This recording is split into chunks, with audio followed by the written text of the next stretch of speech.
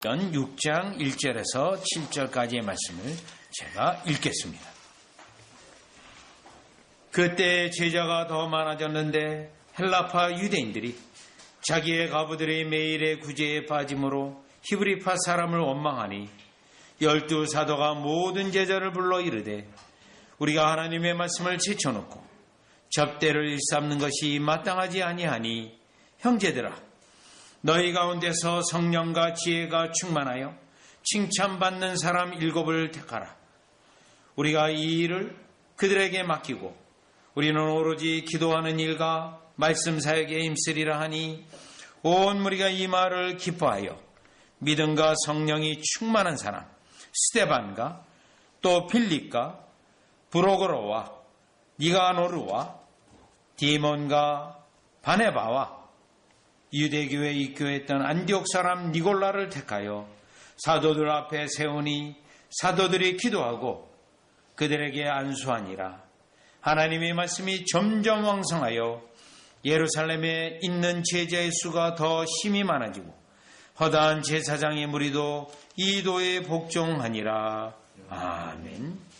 자, 사도들이 오늘 본문에 의하면 구제의 일을 했던 것은 우리가 앞서 있는 사도행전 4장 35절을 다 같이 가보시면 4장 35절 초대교회가 그리스도인들이 모이게 되어지고 구원받은 백성이 모이게 되면서 자연스럽게 자기의 소유를 팔아 사도들 앞에 두게 되고 또 사도들은 그 재물을 가지고 성도를 구제하는 일에 사용했습니다. 사도행전 4장 35절에 보니 사도들의 발 앞에 두매 그들이 각 사람의 필요를 따라 나눠줌이라. 자연스럽게 사도들 앞에 제물을 드린 것을 교회를 위하여 또 가난한 성도들을 위하여 구제를 했습니다. 37절에 보시면 그가 밭이 있음에 팔아 그 값을 가지고 사도들의 발 앞에 두니라. 따라서 사도들이 구제의 일을 하게 된 것은 자연스러운 일이었습니다. 그런데 오늘 본문 6장 1절에 보니 그때 제자가 더 많아졌는데 제자가 많아지게 됩니다. 그러다 보니 구제의 일이 확장이 되어지고 많은 일을 감당하게 됩니다. 자, 이거로 인하여 문제가 발생이 되었습니다. 헬라파와 또 이와 같이 유대인들의 히브리파의 과부들의 구제에서 잘못이 일어나게 되어지고 공정함이 일어나지 못하게 됩니다. 이것을 통하여 사도들이 문제의 원인과 또 문제를 해결하기 위하여 오늘 본문에 있는 대로 7 집사를 택하여 집사로 세우는 일을 하게 됩니다. 물론 이 본문에서 사도들과 집사들 또 성도들 온 회중의 관계를 보시면 2절에요. 12사도가 모든 제자를 불러 이르되 모든 제자를 불렀습니다. 자, 이걸 볼 때 교회는 상당히 민주적이에요. 자, 모든 제자들이 모여서 이 문제를 어떻게 해결할 것인가 할 때 여기에 이 문제를 해결할 때 리더십은 있어요. 사도들의 직무가 있기 때문에 12사도가 모든 제자를 불렀습니다. 여기서 볼 때 사도들이 예수님으로부터 직접 세움을 받은 사도들이라고 해서 내가 계급이 높다, 권위가 있다 하고 어떤 독재적이지 않습니다. 교회는요. 보시면 다 불렀어요. 우리가 하나님의 말씀을 제쳐놓고 접대를 일삼는 것이 마땅하지 아니하니 3절이요. 형제들아 너희 가운데서 성령과 지혜가 충만하여 칭찬받는 사람 7을 택하라.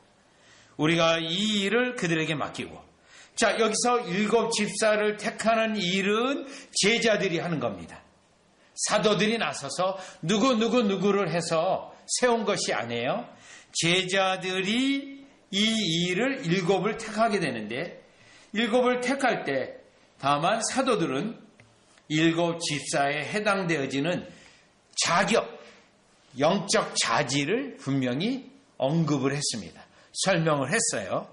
자, 이래서 4절에 가보시면 우리는 오로지 기도하는 일과 말씀 사역에 힘쓰리라 하니 사도들의 자신들의 직무를 깨닫고 이 일이 더 중요하다는 것을 알고 또 교회 구제의 일은 집사에게 맡기기로 하여 이 일을 추진하고 있습니다. 그래서요, 5절에 보니 온 무리가 이 말을 기뻐하여 믿음과 성령이 충만한 사람 스데반과 빌립과 그래서 7사람을 택하게 됩니다. 자, 7사람을 택한 다음에 6절에 보면 사도들 앞에 세우니, 사도들 앞에 세웠어요. 사도들이 기도하고 그들에게 안수하니라. 7 집사를 세우는 과정에서 사도들이 했던 일들이 있고 기능이 있고 또 온 회중 제자들이 했던 기능이 있고 그 가운데 7 집사가 이제 안수하여 따로 세우는 구별하는 일들이 일어나게 되었습니다. 일들을 볼 때 교회는, 기독교회는 하나님의 성도들이 있는 그러한 교회이고 직분자가 있는 교회이고 질서가 있으면서 상당히 민주적이라는 사실을 우리가 성경을 통해서 깨달을 수 있습니다. 그리고 교회 직분이 이와 같이 제자들의 수가 많아지면서 영적으로 질서가 있고 사람이 많아지면서 일어날 수 있는 문제들을 이와 같이 영적으로 해결하는 그들의 지혜로움을 우리는 오늘 사도행전 6장 1절에서 7절로부터 볼 수 있습니다. 그러면 분명히 사도들이 7 집사를 택할 때 7 집사의 자격, 자질을 분명히 언급했는데 그러면 이 자격, 자질은 우리가 일반적으로 생각할 때 일 잘하는 사람을 뽑으면 되겠구나. 그렇게 해서 뽑았던 것이 아니라는 것을 볼 수 있습니다. 이 구제하는 일이라면 보통 우리가 수학을 잘하고 산수를 잘하고 또 명석하고 자 이러한 사람을 잘 계산도 잘하고 해서 세우면 될 것 같은데 그것과는 전혀 관계없이 오늘 본문을 보니 3절에 보니 성령과 지혜가 충만하여 칭찬받는 사람 7이라고 되어 있고요. 5절에 보면 믿음과 성령이 충만한 사람 스데반과 또 빌립과 이렇게 되어 있어요. 영적 자질을 설명하고 있다는 겁니다. 자, 그러면 교회는 영적인 기관이지 사회적 기관이 아니라는 사실을 분명히 세운 거예요. 교회가 잘 돌아가기 위해서 일 잘하는 사람, 재능이 있는 사람, 그러한 사람이 아니고요. 성령과 지혜가 충만한 사람, 믿음이 충만한 사람, 그리고 칭찬받는 사람이 7 집사의 이같이 영적 자질로 자격으로서 우리에게 말하고 있는데 우리는 이 내용이 가서 과연 무슨 의미를 가지고 있고 교회는 또 어떻게 주관되어지고 성령이 운행하시고 예수님이 이끄시는가를 그 원리를 살펴보고 교회의 영적 특징을 살펴보려고 합니다. 자, 그러면 첫 번째 자격은요. 6장 3절에 있는 것처럼 형제들아 너희 가운데서 성령이 충만하여 성령이 충만한 사람입니다. 또 5절에 보면 온 무리가 이 말을 기뻐하여 믿음과 성령이 충만한 사람, 성령이 충만한 사람이 제1 첫 번째 자격입니다. 자, 교회에서 구제하는 일은 물리적인 일이에요. 그냥 잘 들어온 것을 정확히 배분해 주면 돼요. 그런데 영적 첫 번째 요구된 자격은 성령이 충만한 사람이라는 겁니다. 그렇다면 여러분 이 성령이 충만하다는 것은 사도행전 20장을 가보세요. 사도행전 20장을 가보면 28절입니다. 사도행전 20장 28절은 교회에서의 구제의 일은 기계적인 일은 아니라는 겁니다. 물리적인 일은 아니라는 겁니다. 사회적으로 계산을 잘하고 사회적으로 이와 같이 똑똑해서 그러한 사람이 일을 하는 것은 아니라는 겁니다. 보시면 사도행전 20장 28절을 보시면 여러분은 자기를 위하여 또는 온 양떼를 위하여 삼가라. 성령이 그들 가운데 여러분을 감독자로 삼고 성령이에요. 성령이 감독자를 삼는다. 이 감독자는 장로에 해당되어지는 거예요. 교회 직분자예요. 성령이 일을 하시는데 직분자를 통해서 일하신다는 거예요. 그러면 성령이 일하실 때 성령이 충만한 사람이 교회에 일을 할 수 있고 교회의 직무를 감당할 수 있다는 거예요. 그러면 그 성령님은요, 교회 성도들의 영적인 일을 주장하시는 분이고, 그 성령님은요, 각 성도에게 임해서 하나님의 뜻을 알게 하고 또 하나님이 원하시는 알게 하시는 분이 성령 하나님이십니다. 그렇다면 교회의 일을 돌보는 이와 같이 집사의 직무에 성령이 충만하다는 것은 성령이 충만하여 성령이 원하는 대로 성령이 지시하는 대로 그 일을 해야 되기 때문에 가장 첫 번째 영적 자질은 사회적, 기계적, 물리적 자질이 아니라 영적 자질로서 성령이 충만한 사람이 이 일을 해야 된다는 것입니다. 그리고 사실은 오늘 본문 7 집사의 이름이 하나하나 다 언급이 되고 있는데 6장 5절을 보시면 온 무리가 이 말을 기뻐하여 믿음과 성령이 충만한 사람 스데반과 또 빌립, 요 스데반과 빌립이 언급되었는데 사도행전에서는 요 스데반 집사와 빌립 집사의 행적에 대해 기록이 있고 나머지 5 집사에 대해서는 행적이 없어요. 그러면 스데반 집사와 빌립 집사의 행적을 볼 때 사도행전 7장에서는 스데반 집사의 직무가 어떤 일이었냐면 가르치는 직무였습니다. 제사장과 유대인들 앞에서 성경, 특별히 구약 성경의 구속사를 꿰뚫어서 설교하는 내용이었어요. 또 8장에 가보면 빌립 집사가 가자 지역에서 전도 사역을 했는데, 여러분 가자 지역이라는 게 지금 오늘날 이스라엘하고 지금 전쟁하고 있는 그 지역이에요. 그 지역을 두루다니면서 전도할 때 요 빌립 집사가 성령이 충만하여 성령이 지시하는 대로 그가 광야로 가서 에디오피아 내시에게 복음을 전해요. 이사야서 구약 성경을 가지고 복음을 전하고 있습니다. 따라서 특별히 사도행전에 누가가 기록했을 때 이 집사의 직무 가운데 성령이 충만해야 되는 이유는 집사가 단지 재물을 나눠주는 것이 아니고요, 가르치는 일도 한다라는 것입니다.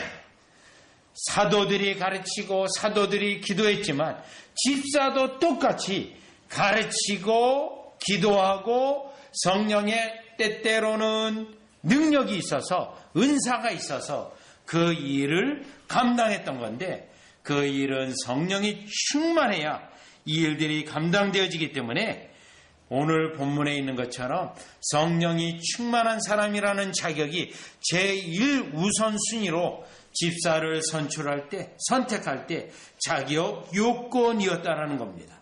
여러분, 이 성령이 충만한 자가 교회에서 직무를 감당하고 봉사를 하게 하는 일은 요한계시록 3장 1절에 가보면 그 이유를 알 수가 있어요. 요한계시록 3장 1절로 가보시죠. 요한계시록 3장 1절입니다. 왜 성령이 충만한 자가 교회 직분자로서 집사로서 제1의 영적인 자질이며 자격이었는가 하면 3장 1절이에요. 사대 교회의 사제에게 편지하라. 하나님의 7영과 7뼈를 가지신 이가 이르시되, 여기에 하나님의 7영은 성령이에요. 7뼈를 가지신 이는 그리스도예요. 그래서 성령과 성자가 이르시되 이렇게 표현할 수도 있어요. 내가 내 행위를 아노니, 여기서 내가 내 행위를 안다는 것은 사대 교회가 얼마나 행위가 많은지를 알고 있다는 겁니다. 사대 교회는 선교를 많이 했습니다. 사업을 많이 한 교회예요. 행위가 많은 교회입니다. 그래서 행위를 안다고 돼 있어요. 그런데 내가 살았다 하는 이름은 가졌어. 행위가 많으니까요.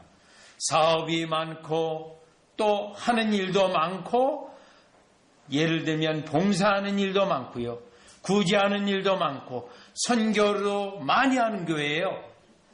예를 든다면 캐나다 토론토에 가면 피플스 처치라는 교회가 있어요. 굉장히 유명한 교회입니다. 단일 교회인데요. 선교사를 500명 파송했어요. 굉장한 교회죠. 보통의 교회가 선교사를 많이 파송한다면 10명 그 정도예요.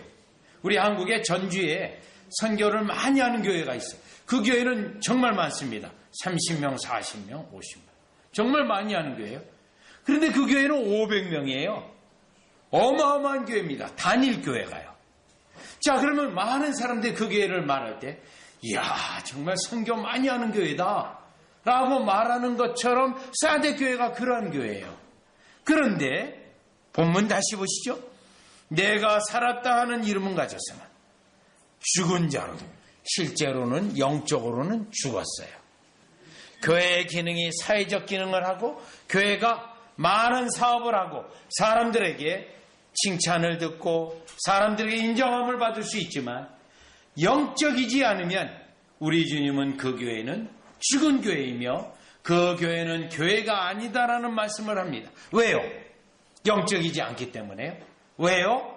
그 일을 하는 그들이 성령의 인도함을 받는다거나 성령의 충만한 가운데 성령이 하시는 대로 하는 것이 아니라 자기의 의를 나타내고 때로는 내가 이와 같이 많은 행위가 있습니다 하고 행위를 자랑하고 그것으로 자기들 스스로를 인정하고 스스로 칭찬하는 경우 우리 주님이 인정하는 교회가 아니라는 겁니다.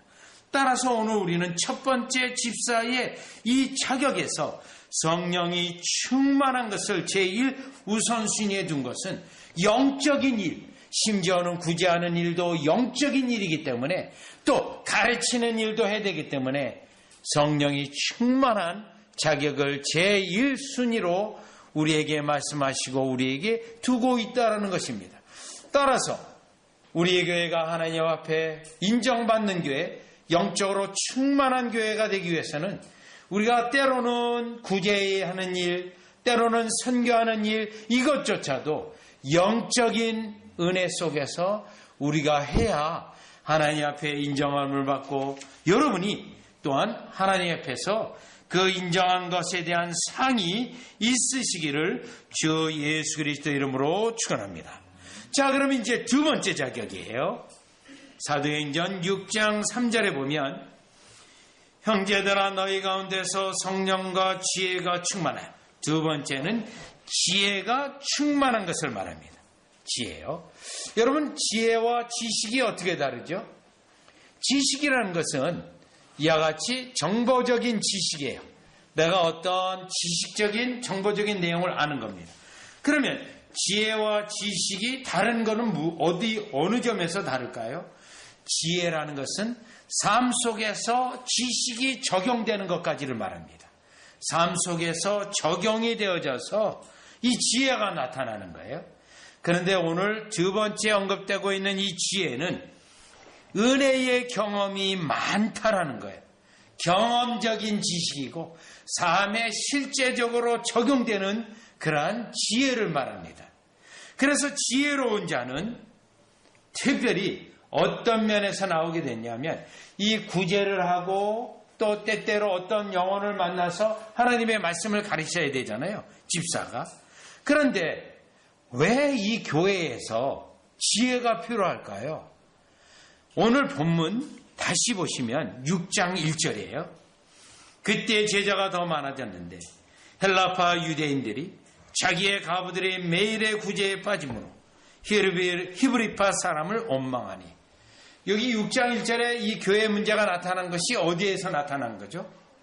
사람들이 다 배경이 달라요. 또요, 교회 속에 있는 사람들이 기질이 또 다 다릅니다. 성격도 달라요. 또요, 여러분이 태어난 오늘 본문에 있는 것처럼 고장도 달라요. 지역도 달라요. 또 여러분들이 생활하고 있는 생활의 배경도 다릅니다. 또 직업도 달라요.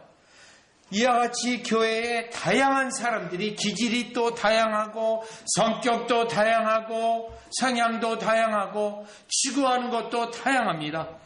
자, 그렇다면 이와 같이 오늘 본문에 의하면 언어도 달라요. 또 어떤 사람은 헬라파, 헬라어를 얘기하고 어떤 사람은 히브리어를 말하고요. 언어도 또 다른 거예요. 그렇다면 이 일을 성도를 섬기는 일에 교회를 섬기는 일에 지혜가 반드시 있어야 된다는 거예요. 왜요? 지혜는 적용하는 지식이기 때문에요.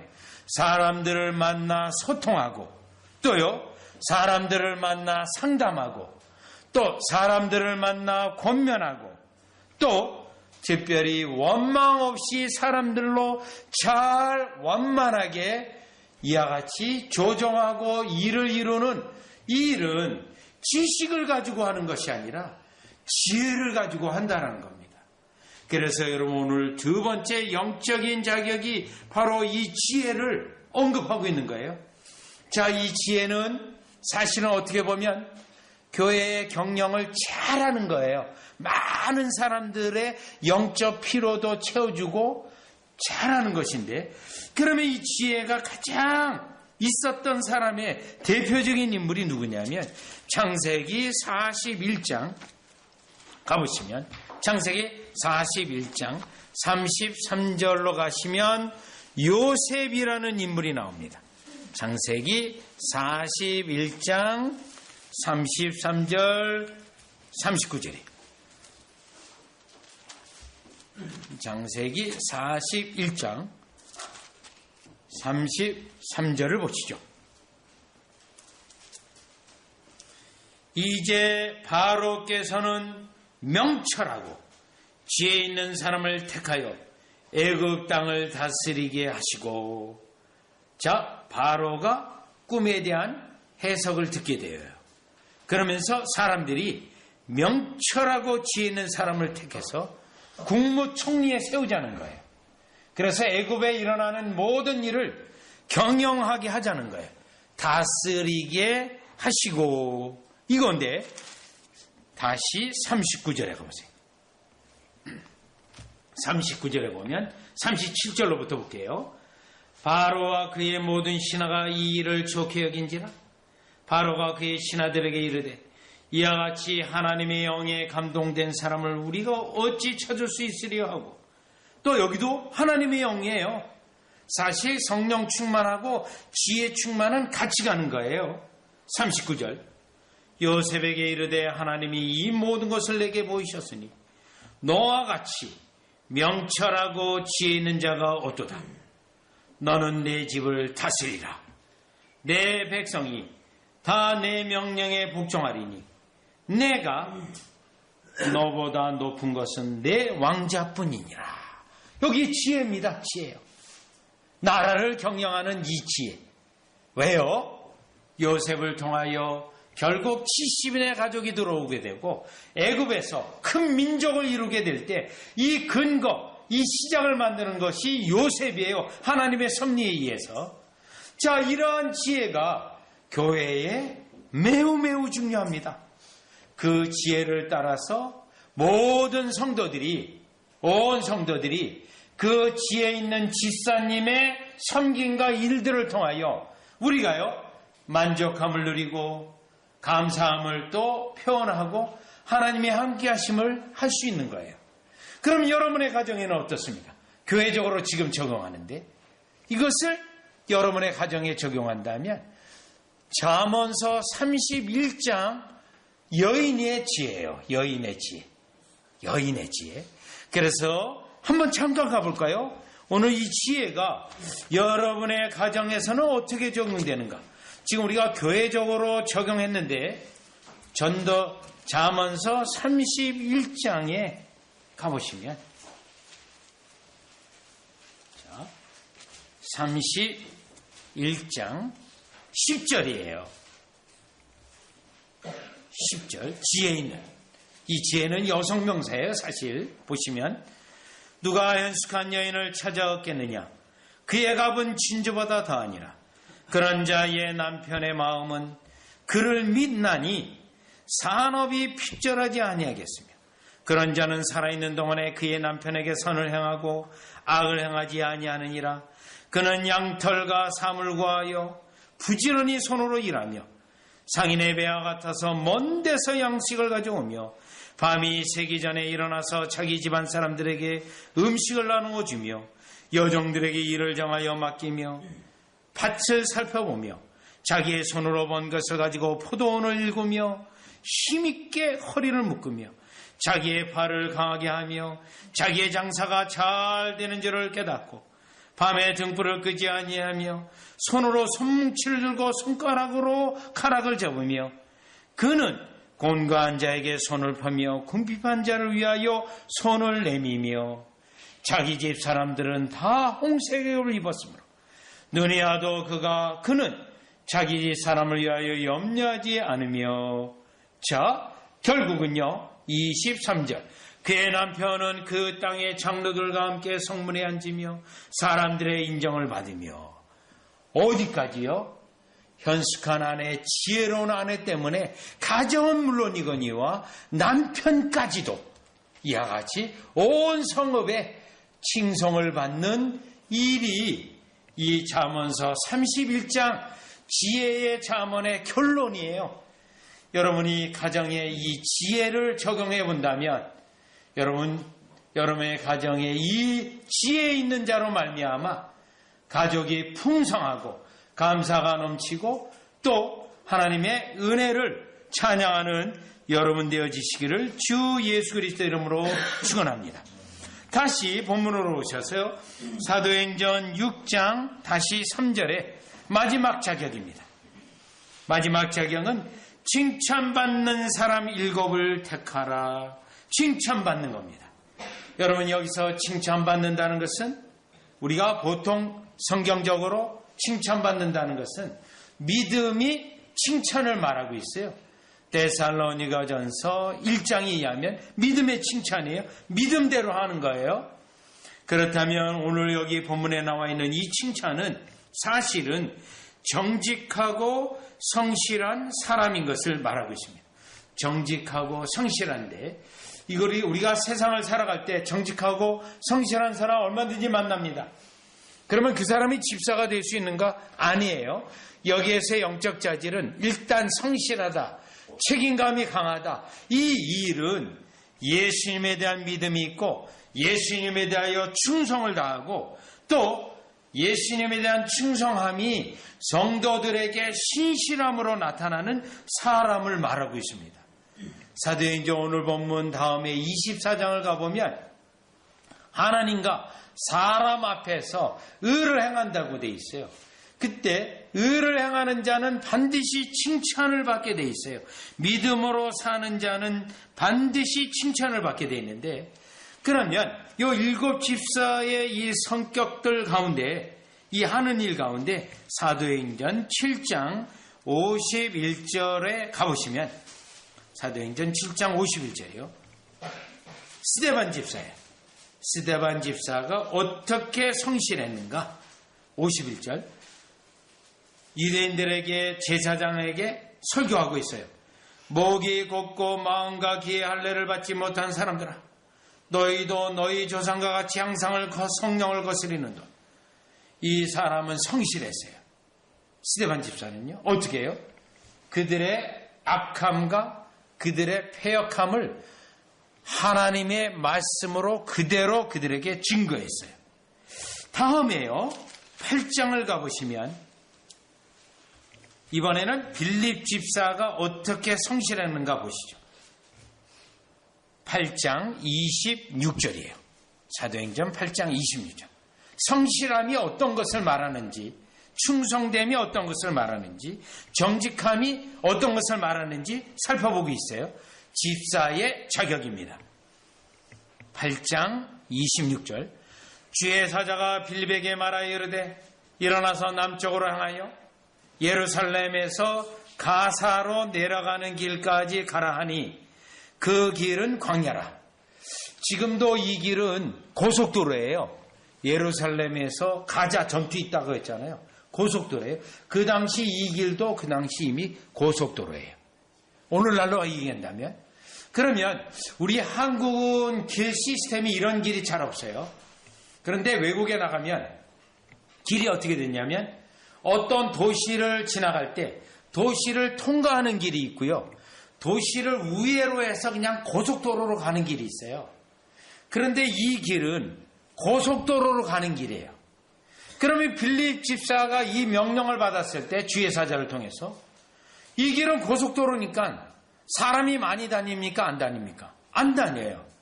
그러면 사람을 누구를 만나려면 도시를 통과하는 길을 가야 됩니다. 도시를 통과하는 길.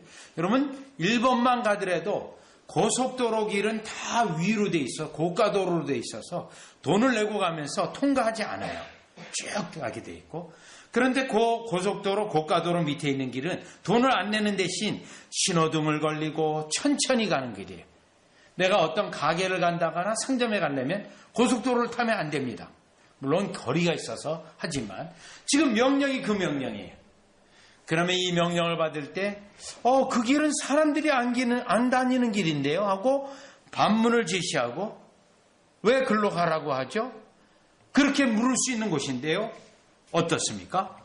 지금 26절 그 길은 광야라고 분명히 돼 있어요. 광야다.